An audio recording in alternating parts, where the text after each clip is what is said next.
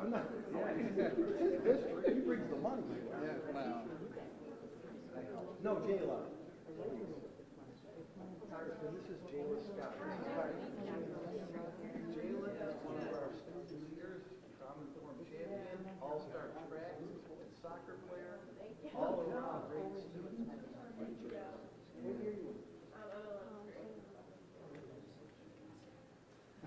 No.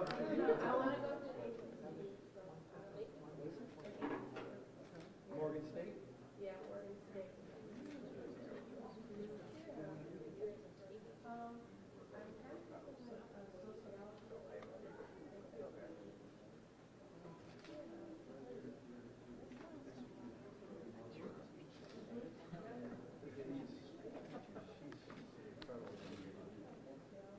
Really typical of many of our students. We're so proud of her. And we get scrapped tonight or tomorrow? Tonight, yeah. There's two, but there's one tonight. It's indoors. Yeah. I was going to make you run out. No, that's too bad. And what do you run? I run sprints. Yeah, and jump. Yeah. You too. I'm Megan Corey. I work at UB for the Institute on Trauma and Trauma Informed Care. Yeah. Yeah. Here with Jayla, our champion team of the students. Yeah, she's our advisor. Yeah, and Neville's a part of our champion team as well. Yeah. Emily, you want to tell us about it? Yeah.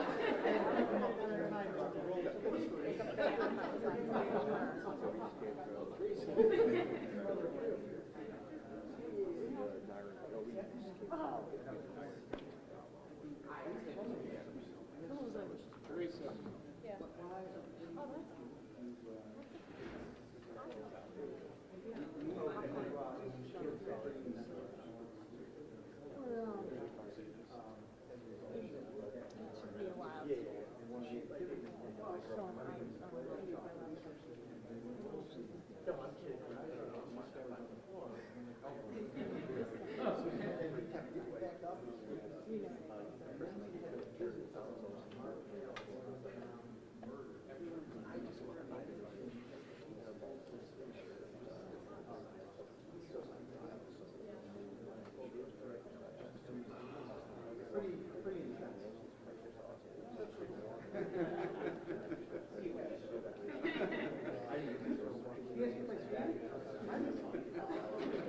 So now when I see it, it is. Yeah, we were Sunday.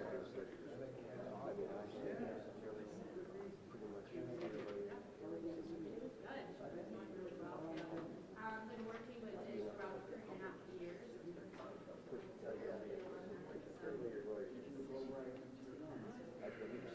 I graduated with my master's. And so we developed. But now, I ran an election. And she's well, yeah, and then lately. Yeah, exactly, right? Yeah.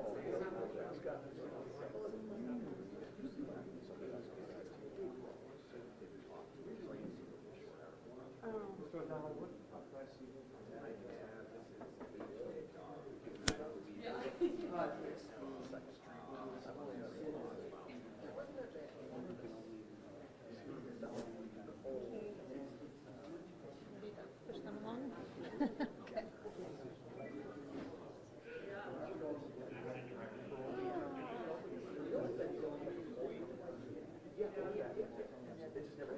We're still going to follow that.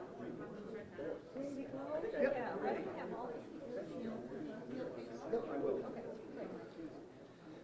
Good. Yeah, yeah, I'm doing very well, thanks. Yeah. Is Pam still in your book? Yes, yes, yeah.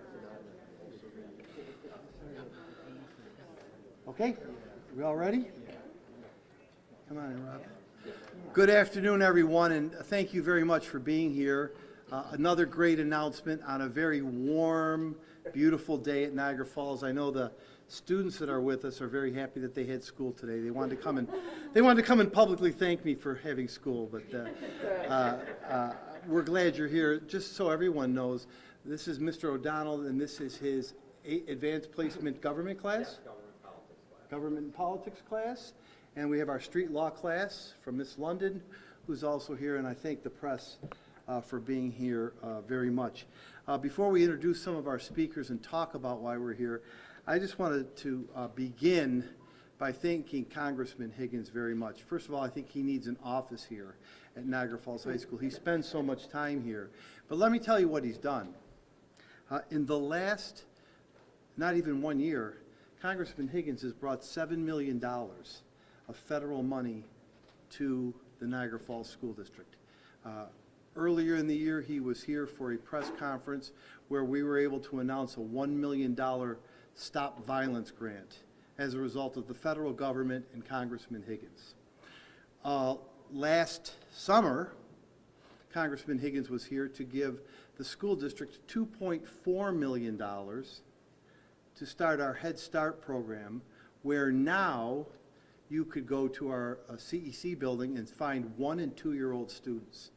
That happened because of the federal government. And today, Congressman Higgins is here to award the Niagara Falls School District another $3.5 million to expand, increase, and keep moving forward our initiatives around mental health. This doesn't happen without the support of a congressman like Brian Higgins. He is our friend, he's our partner, he brings money to Niagara Falls, and we're very grateful, Congressman, for you always considering Niagara Falls and Niagara Falls High School. I will introduce some of the other people that are with us when I talk a moment about the program, and probably our most important speaker, Jayla Scott, when I introduce her. But I want to just say something to Congressman Higgins and to everyone here. So, yeah, you say $7 million, that's great. What's it doing? Well, yesterday, the New York State Education Department released the graduation rate for high schools in New York State. 635 high schools in New York State, the graduation rate was released. And if we were standing here in 2019, I would tell you that we are at a very substandard 67% graduation rate. Not reflective of our school, our city, our kids, and quite disappointing. But when you read the graduation rate in the paper tomorrow for Niagara Falls High School, as released by the New York State Education Department, you will find that we are now graduating students here at 83.5%. In 4 years, that's a 17% increase in the graduation rate of students. Why do I mention that today? First of all, I'm really proud of our students and our staff and our administrators. Secondly, I mention it because the programs and the support we're getting, not only from our state officials, but from our congressmen, are programs that are working for kids. They're working for kids. We've reduced the dropout rate from 25% to 7%. Still not where we want to be, but certainly moving in the right direction. I'm really proud to tell you that today, and I'm proud to use this podium and this event to announce that. But it's tied into the fact that Congressman Higgins continues to bring programs to the Niagara Falls School District in the city of Niagara Falls that's making us better. So with that, I want to introduce our congressman and say thank you very much. We appreciate your continued support. We appreciate that you come to Niagara Falls, to the school district, anytime we call, and that you're a true partner to our district and our city. So, Congressman Brian Higgins. Thank you, Mark. Thank you very much. Thank you very much. I must tell you, first of all, I'm just very impressed with this school. As Mark has said, we've been here several times, and we are impressed with the student body, with the faculty, with the leadership of this great school, and everybody that supports them. I'm a big lover of libraries. I used to spend a lot of time in the library in Buffalo, and I find that, librarians are the most helpful people of any public servants, as well as teachers. So I'm just thrilled to be here. And Mark, I will tell you, I am very, very impressed. We appropriate money in Congress. We make a budget every year, and then programs are created, but the determination for the earmarking of that money is based on a competitive process. So a lot of schools, a lot of programs will compete nationally to be selected for very few dollars that exists. And this school district, under the leadership of Superintendent Mark Laurie, has been extraordinarily successful. Not only today, but as Mark said previously, and prospectively as well. So I'm just here to congratulate everybody, along with Mark Laurie, our great mayor in the city of Niagara Falls here, Robert Restaino. Love working with Robert and love his commitment and his vision to this city. Niagara University President, Father Jim Marr. Also, it's a great Catholic university, Niagara University in the Vincentian tradition, and it adds tremendously to the quality of life here in Niagara Falls, but throughout all of Western New York. And Father Marr is a great visionary leader as well. And Jayla Scott. It's great to have Jayla here, a sprinter, Niagara Falls student, and a great potential for whatever you decide to do, whether it's Morgan State or somewhere else. And Megan Corey from the SUNY at Buffalo Institute of Trauma and Trauma-Informed Care.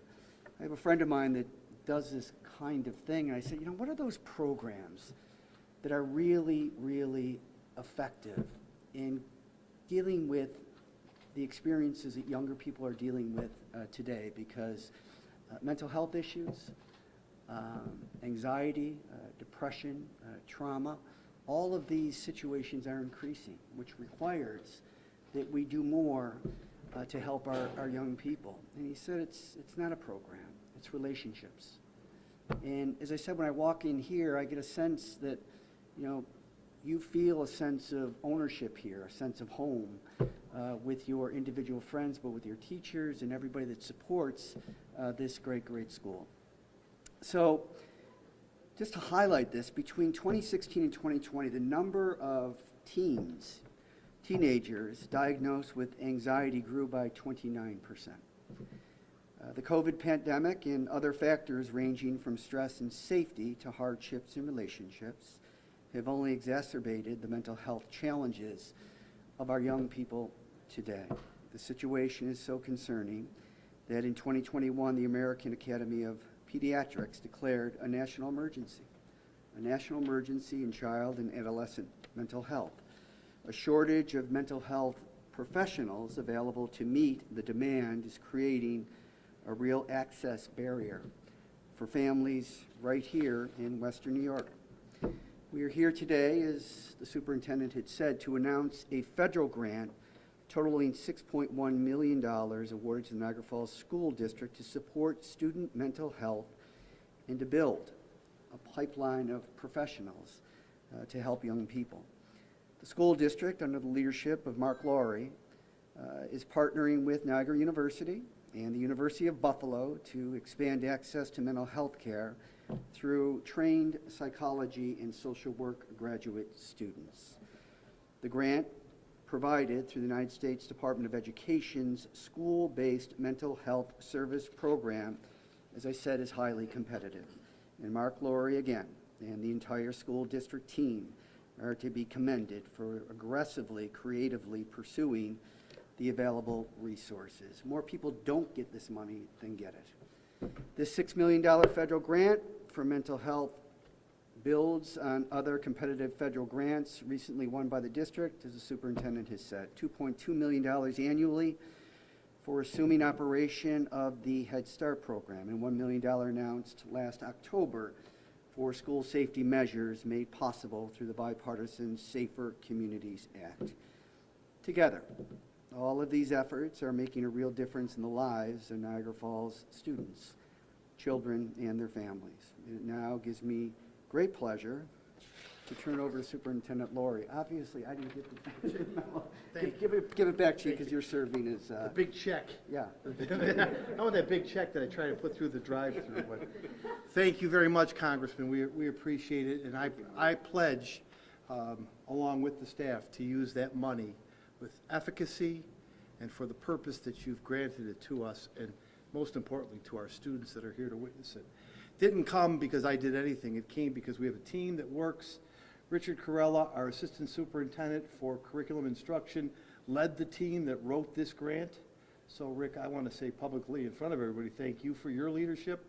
Our school administrator, Cheryl Villardo, who is the principal of Niagara Falls High School, along with Brian Rotella, who is uniquely involved in this initiative at Niagara Falls High School. They contribute to this, but most importantly, it'll resonate with Jayla and her classmates. I wanted to say one other thing about the graduation rate, and it really relates to trauma. And it really is something that is talked about quite a bit throughout the state. I announced today that our graduation rate is up to 83.5%. Something that you should know is that along with trauma, we work very closely with diversity, equity, and inclusion. And part of diversity, equity, and inclusion is to make sure that we don't re-traumatize students or the community. And as much as I'm proud of the 83% graduation rate, I'm also proud of the fact that our difference between white students and non-white students, black and brown students, is a very minuscule 3%, which is way, way, way above the state average. You don't see a difference in the graduation rate of black and brown students versus white students.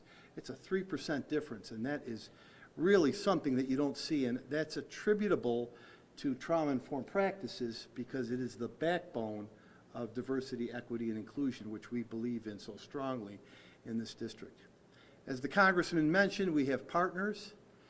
We have the benefit and the luxury of having our mayor as a former board president and 9-year board member, and I know it's his belief that when we have stronger students, we have a stronger community and stronger citizens. So, Mayor Restaino, we'd like you to address the crowd. Thank you, Mayor. Thank you very much. Good afternoon, everyone. The superintendent's right. During the time that I spent on the school board, he and I spoke during his period as deputy superintendent, and then once we confirmed his selection as superintendent, we always talked about the graduation rate and the importance of it as a building block for a healthy community. The fact that our district has made that kind of move along the grade is really a tribute to programming, commitment, and the ability, and I think it was the congressman who said, an environment that welcomed the students to take ownership in their educational space. This particular grant and the program that it is going to assist, much is made of the pandemic and how the pandemic has caused this, that, and the other thing. Well, I do believe, and again, I know that the congressman knows this and mentioned it, some of the issues that are confronting today's young people are issues that have not yet been completely explored. And so it's not always just a pandemic-generated problem. It is relationships. It's the differences now that we see in family structure, the differences now that we see in individualism. Those things all have to be recognized, validated, and elevated so that nobody gets left behind just because of where they may be along the spectrum. So, it's always great to welcome Congressman Higgins here, and I know along with his generosity to the district, his commitment to the city of Niagara Falls, and not just, by the way, in terms of dollars and cents. Sometimes, we look at our representatives as piggy banks. Okay, Congressman's here, it's time to, pull the lever down and see if he can throw out some money. It's more than that. I can tell you that there isn't a time that we haven't contacted the office of the congressman for our mutual constituents and gotten results, gotten answers, moved things along the process. So let me just say that, in terms of partnerships, obviously we value our partnership with the school district. I'd like to think that since my coming to City Hall, we've been able to grow that relationship. I also value deeply the city's relationship with its Congress member, as well as someone who I know you're going to hear from, and that's our partnership with Niagara University. it seems like everywhere I go, no matter what I'm appearing at or where I'm going to make an announcement, either Father Marr's there with me or somebody from the university's there. Niagara University isn't just sitting on the outskirts of town. Niagara University has jumped headlong into the city of Niagara Falls, and they continue to do that. So I appreciate their engagement in this. I think that, again, looking across the partnerships that are here, I don't know how this can fail. And so let me first congratulate the district on this competitive award. Certainly congratulate the district on these numbers that I heard about yesterday afternoon, and know that to the extent that City Hall, your local government, can assist and engage, we're there to be a partner with you. So congratulations again, and thank you. Thanks, Mayor. Thank you. Mayor did a really good job introducing our partner. We like to think of Niagara University as an extension of this campus. Niagara University's proximity is close to us. They have a different zip code, but we think they're a direct, streamlined educational institution that's hooked up to Niagara Falls and to our school district. And it's really because of the leadership of Father Marr that we are able to do this, and the willingness to always say whatever it takes. We'll do it at Niagara. Let me just tell everybody where Niagara, I'll start with where UB fits into this. The University of Buffalo fits into this with Megan in terms of training our students in trauma-informed practices, training our staff in terms of trauma-informed practices. Jayla is an example of someone that Megan has worked with, and she'll speak in a moment. But Jayla and the other students that work with her get their training through the University of Buffalo, and we're very honored that you're part of our team as well. On the Niagara University side, it does two very important things. First of all, Niagara University students who are in programs such as social work, counseling, school psychology, even teaching to some degree, this grant will allow us to give stipends to Niagara University students to come and work in our schools, provide their support to our teachers and staff, while earning a stipend to work and further their education. So it's really great that Niagara University has that campus that allows students to come into the school and practice what they're learning in the classroom. It will help us to develop the next set of counselors, social workers, psychologists, and teachers. Stipends will be given. It also will give money and support to any student who is interested in entering a career in the health-related professions. So I'm looking to my right here and looking at the students. So if there is a student out there that's looking to get into a health-related profession, be it social work or anything else around the health-related profession, you will be able to access money from that grant to continue to build the pipeline of future teachers, psychologists, social workers, and counselors. They'll get their instruction from Niagara University. And we're fortunate to have the president here with us. So, Father, thank you very much for your partnership, and we're glad that you're with us. Thanks, Mark. Thank you, David. Thank you, Mark, and let me add my congratulations and thanks to Congressman Higgins and his staff, to Mark Laurie, Superintendent, to Mayor Restaino, and to the educational leadership team that's here from Niagara Falls and the district. I firmly believe that educational environments are ecosystems, that we don't learn in a vacuum, that our social and emotional and spiritual lives are critically important in fostering the development of young people and learning. And that's really what this grant does. So we are absolutely pleased and privileged to be a part of this with the University of Buffalo and with all of our partners. And we thank the district and the congressman for the opportunity for our students and faculty to be able to advance their learning, their craft, and for our students, very honestly, their career development as people who will be dedicated as mental health professionals and as educators moving forward. We are incredibly proud to have this partnership, to be part of it. And for us, when I look at these young people and I think about Jayla and the opportunities that they will have because this ecosystem was broad enough and deep enough to foster their development and create a future for them and for us. Thank you very much. Thank you, Father. Just two more people that I'd like to ask to come forward, and they're very important to us. One, I just want to say something about school boards. School boards are probably at the toughest point in the history that I can remember them in my 40 years of being an educator. To volunteer to be on a school board and show up every week and do their work is really quite a commitment and quite an act of community service. One thing I'd like to say about the Niagara Falls School Board, and we're represented by one of our members, Mr. Rob Bilson today. Our school board is laser focused on making sure students get everything that they need.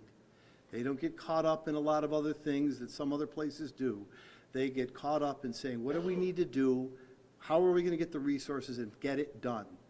And Rob Bilson, who's I think third year school board member here in Niagara Falls, is representing the Niagara Falls School District, and I know he wants to just share a few words. Thank you, Rob.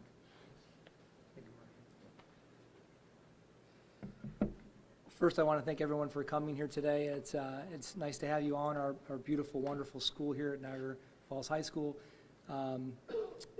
Congressman Higgins, Mayor, Father, Superintendent Lori, they've all said a lot of very important things today, and I just want to echo the thank you that we've provided today to all that have been involved in making sure that we provide everything that we can to our students, to our staff, to help you, with this educational journey that you have each and every day when you come through the Niagara Falls City School District.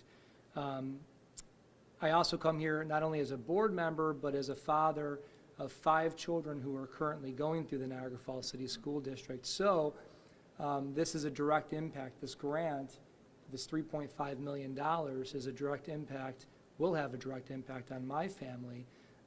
And my wife is a school teacher as well. So, this grant, it provides opportunities for our district when it comes to trauma-informed care for our staff and students. And I want to thank you to University of Buffalo for the great partnership that we have to make sure that runs as smoothly and as effective as possible. This grant also provides opportunity to provide professional development to our staff, and also provides opportunities for us for, as Mark mentioned, paid internships, stipends, if you will, for Niagara University students, and helps us create a bench for future psychologists, social workers, and other opportunities as we move forward on their path to educational growth and potentially being a great member of this great school district, Niagara Falls, in the future. But again, I just want to say thank you to everyone involved that helped us secure this grant.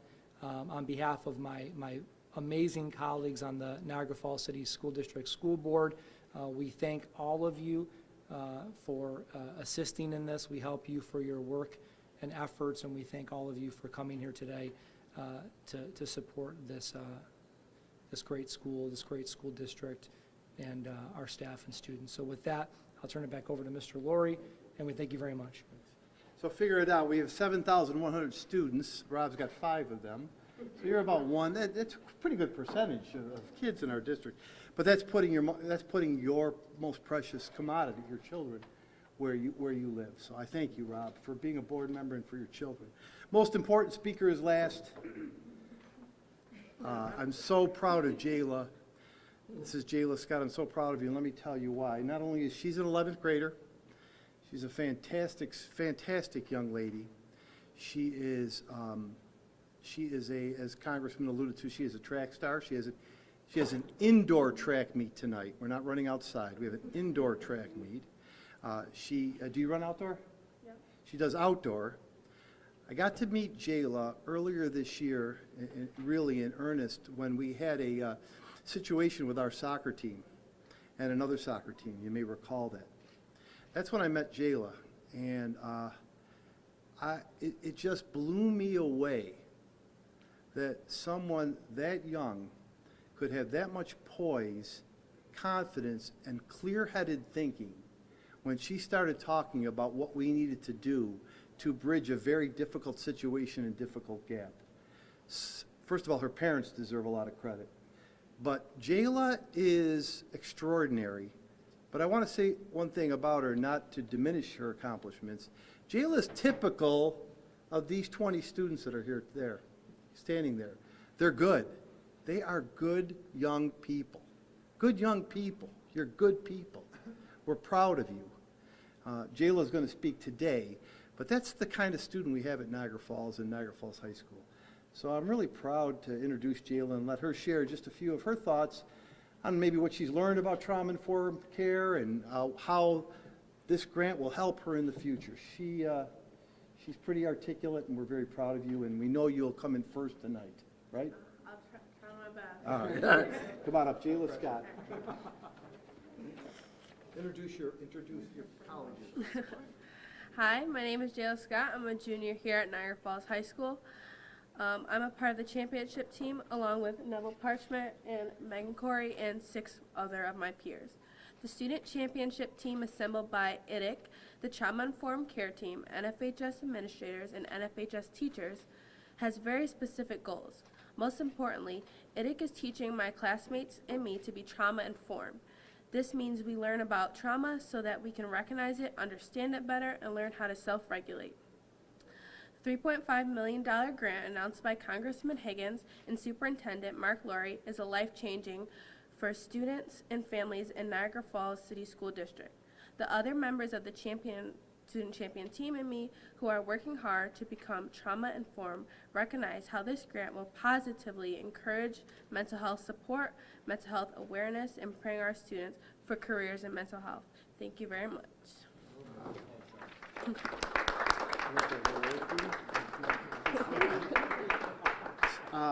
Thank you, Jayla. You hit a home run as we expected you would. Thank you. Jayla is thinking about, she's 11th grade, but she's thinking about college. Jayla went on our historically black college tour, and I think she was most impressed with Morgan State. So she's got her eyes set on Morgan State, but wherever you go, they're going to be lucky to have you. We're lucky you're with us now, so we appreciate you. So I learned from the Congressman that this is the time when we say, does anyone have any questions on the grant only, right, Teresa? Right, just the grant.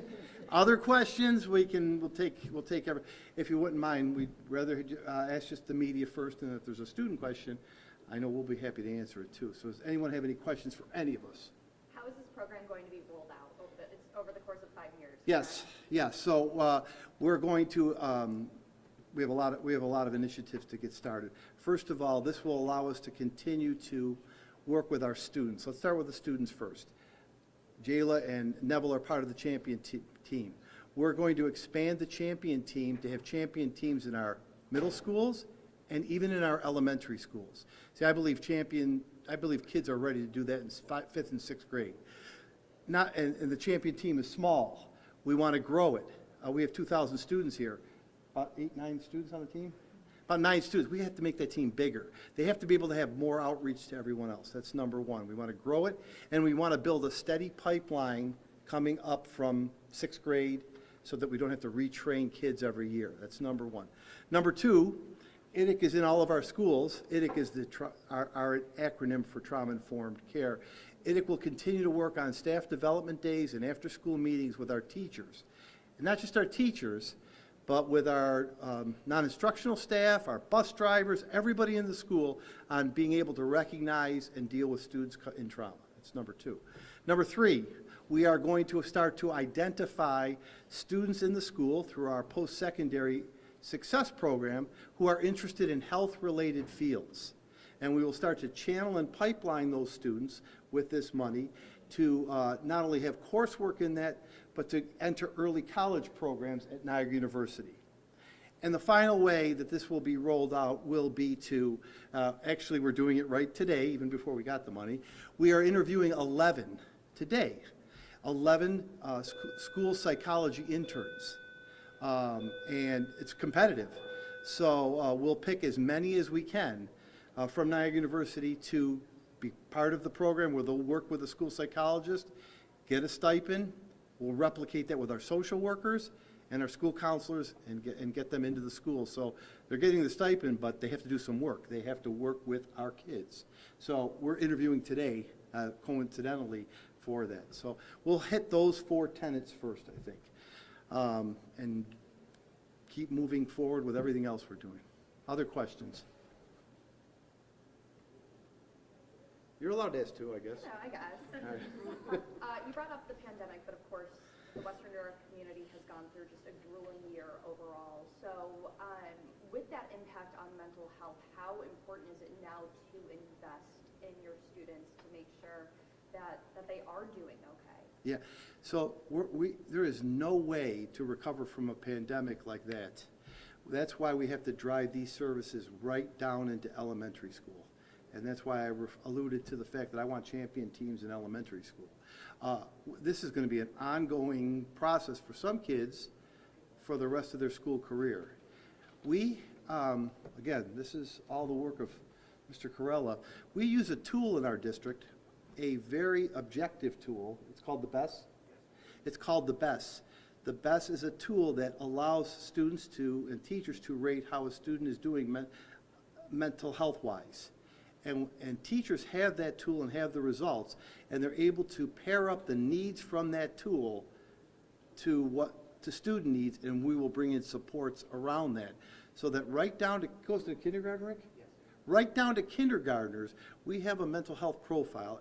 It's nothing, high level, but it just talks about areas of concern. Right at the kindergarten level, who needs what? And we'll match those needs with the skills with the resources that we have to start supporting kids as early as kindergarten, right up through high school. And we're going to need to do that for many years, in order to get back to where we are. Because the pandemic was difficult. What was even more difficult was the year returning from the pandemic. That was much more difficult for this school district. That was a difficult year. We hadn't, we talked all about relationships. We lost all those relationships in that year. We took a good year last year, I'm looking at Mr. O'Donnell, one of the teachers, to build those relationships back up. We're having a great year this year because they're back formed. So it's going to take some time, and this has got to last. That's why 5 years is really important to us. It's really important for the kids that come after this class, come after Jayla and Neville. Other questions? What has the feedback been like from the families of the students who've been involved? Very appreciative, very appreciative. And I'll let, I don't know, Jayla, you talk to your mom much, but very appreciative.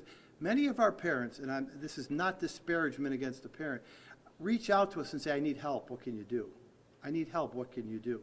I need resources, what can you do? Our staff, we have a social studies teacher here. His role, from when I first met him as a teacher, has changed dramatically. He not only has to teach social studies, but he's got to make sure the kids are all right in his classroom. That's not what his pedagogy was coming through college.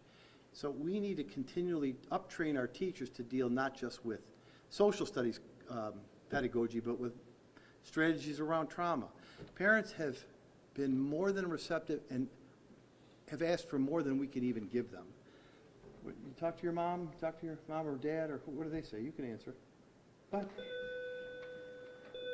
Well, as in joining the championship team, I've definitely talked to my parents about what we do in our championship team, and they think it's just a great idea to start implementing in our young children and just kids my age early, that we're learning how to deal with trauma and recognizing it in other people and learning how to work with other people. So they think all around it's a very great idea, and it's something that will prepare you for success. This is Neville. Introduce yourself. Hi, I'm Neville Parchment. I'm a senior here. Starting in the trauma team last year, I started talking to my family about it.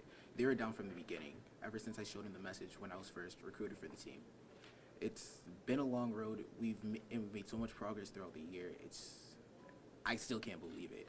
I know this is only my last year in high school, but I still want to find a ways that I can continue being a part of this team, spreading the message of trauma, and helping students younger than me improve, in the school district improve. What are you thinking about next year? I'm planning on going to UB for aerospace engineering. All right, we got, is someone going to Niagara? So there's also New Step students here. Oh, Part of the early there we go. University. There we go, New Step students. There we go. There you go, Father. We're feeding you. We're getting you there. Thank you very much. Good. This is the president. If you have any problems, you want a snow day, you go right to his office. When you go, no, I'm kidding. I'm kidding. Other questions? Students got any questions? We can't stay here all day, but any questions? No? You sure? Why didn't we have a snow day today? You don't want to ask? We're tough. You're strong. You have coats. You made it here. You're healthy. It's a privilege to come here. You don't want to be anywhere else, right? Let's go. Off-topic questions now.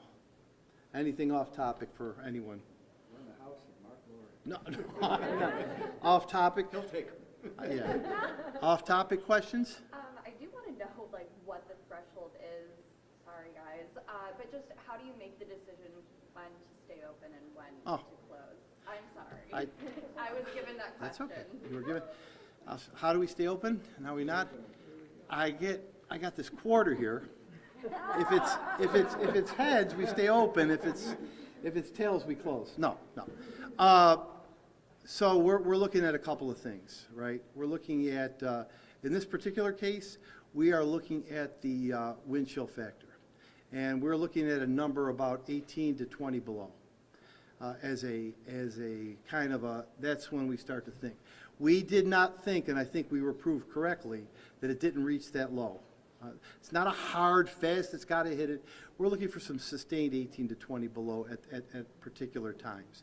And then we have a couple of options. We can now go to remote learning, but if we do that, I have to let them know a day in advance so they take all their technology home and the teachers are ready. We could go to we even thought about a delayed opening today. Delayed meaning sometimes it's really cold in the morning and then it starts to warm up as the day goes on. Or we could close school, which we have 3 built-in days. We just didn't think that the cold would be sustainable and hit that mark of 18 to 20 below, and decided not to close in Niagara Falls. We also confer with, I confer with the Niagara and Orleans superintendents to see what they're doing. We talk to the National Weather Service. We talk to the mayor. If it's a snow event, we would talk to the mayor about, where, depending on what time the snow is coming, where the plows are, where they can be. The other thing that we have to look at, which was not a factor today, is we have 2,500 walkers, about 4,500 bus students, 2,500 walkers. I mean, are the kids going to be forced and pushed into the street to walk? So there's almost a mental checklist I go through. Okay, those things were out the window today, but those are some of the considerations we made. But in today's case, it was all about, are we going to stay at 18 to 20 below in a sustained way? I will say this, our attendance is lighter because my stance, and I got some very pleasant messages last night. My stance is this: if you as a parent feel that it's best for you to keep your child home on this day, you may do so. Send a note in and I'll honor that. That's the ultimate. If you don't like the decision to stay open and your parent or guardian says, you know what, it's just not right for you to come, I will not argue or fight with you. I mean, if it's a reasonable, today was a reasonable day to think like that. I always leave that final decision to a parent. And we did have a few who told me they were going to invoke that clause today. So, I mean, that's kind of my fallout, my fallback answer to somebody who doesn't like the decision we make. So, okay, anything else? Congressman, what are we to make of the Chinese weather balloon? Well, it's concerning.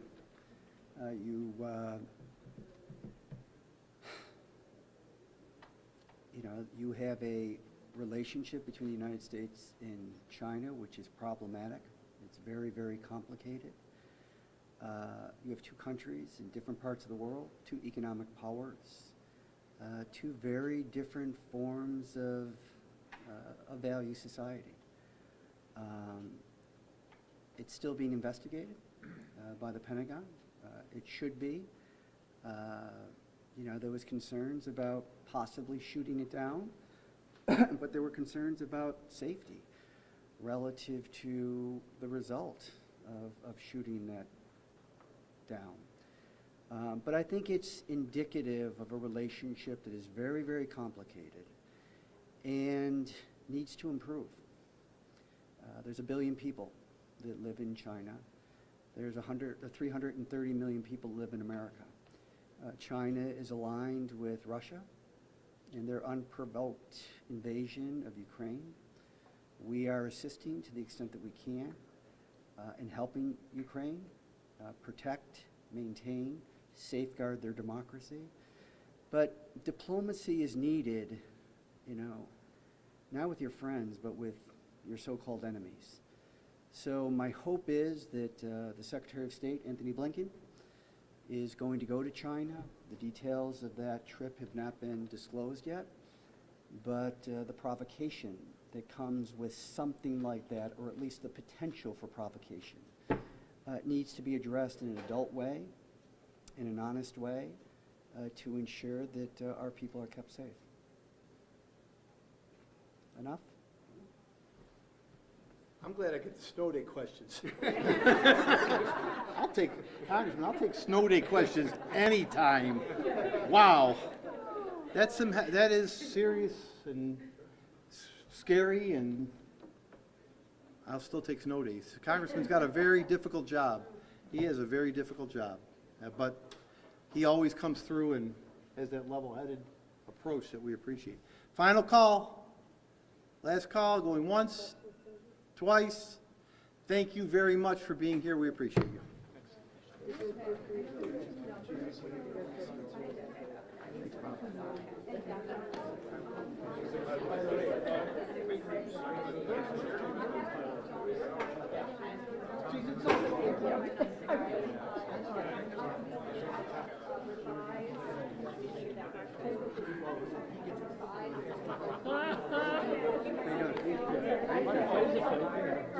We're still battling through our politics.